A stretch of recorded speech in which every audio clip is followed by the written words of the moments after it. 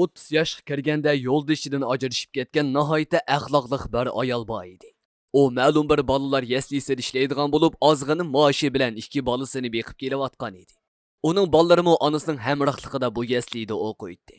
Ayol kunlarning birida uyning oldida 10 yoshlik bir bolaning o'zining 5 yoshlik o'g'lini talvilachi urganligini ko'rib qoldi.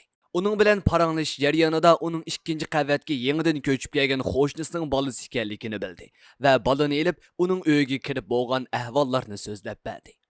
Qo'shnisi o'ng'aysizlangan holda uningdan kechirim so'rab, o'g'lining ba'zi vaqtlarda jahil mijoz bo'lib kelib, o'zining nima qilayotganligini, nima deyotganligini bilmaydigan, asabiy bo'lib qoladiganligini dedi. Ayol qo'shnisining o'zirsini qabul qilib, uningga mundoq dedi: "Men sizning yarasti qavatda o'tiradigan qo'shningiz bo'laman. Akam menga bu uyni bir qancha oy ilgari ijara bergan edi. Balkonda bir qancha to'qib yiqib kelyapman. Oshqan tomoqlaringiz bo'lsa, menga bersangiz bo'ladi."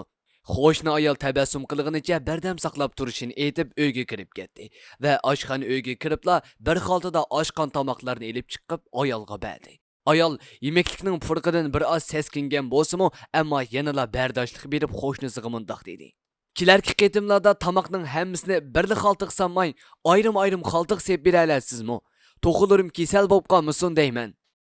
Qo'shni ayol uning so'zlaridan yemeklikni to'qilar uchun emas, balki o'zi va bolalar uchun talab qilayotganligini his qilib ishi aytishgan bo'lsa-mu, ammo chandurmasdan "Bo'ladi, xushallik bilan shundoq qilaman" dedi. Qo'shni ayol aytsa payg'ambar alayhissalomning qarindishining hojatidan chiqqan kishining Alloh hojatidan chiqadi degan hadisini esiga ilib, talla bozorga bordi va bir qancha xil esil yemeklik xaltalarni setib oldi. U uyga qaytgandan keyin qo'shni ayol uchun o'ziga qanday tamoq hozirlagan bo'lsa, ular uchun shundoq tamoq hozirladi. Yo'ldishdan ayrilib ketgan bu bechora ayol qo'shnisining tamoqlarni bundoq esil yemeklik xaltalari bilan berganligini ko'rib, nihoyat xushal bo'lib, "Buncha ola esil xaltalarga sanmay, odatga so'liy xaltalarga sep bersingizmi bo'ladi emasmi?" dedi mamnuniyat bilan. Ayol qo'shnisi uchun va uning bolasining shifoligi uchun duo qildi. Qo'shni ayolmi uning oilasi uchun, shundaqla uningga Allohning yaxshi bir hayot yo'ldoshi berish uchun duo qildi.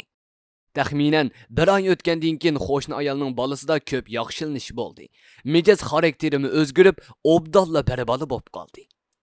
Yarastadagi ayolning yo'ldoshi bo'lsa qilgan etganlariga pushaymon qilib, bundan keyin yangidan turmush qurishga qo'shilsa, uningga aslo zulm qilmaydiganligi to'g'riliq qasam berdi.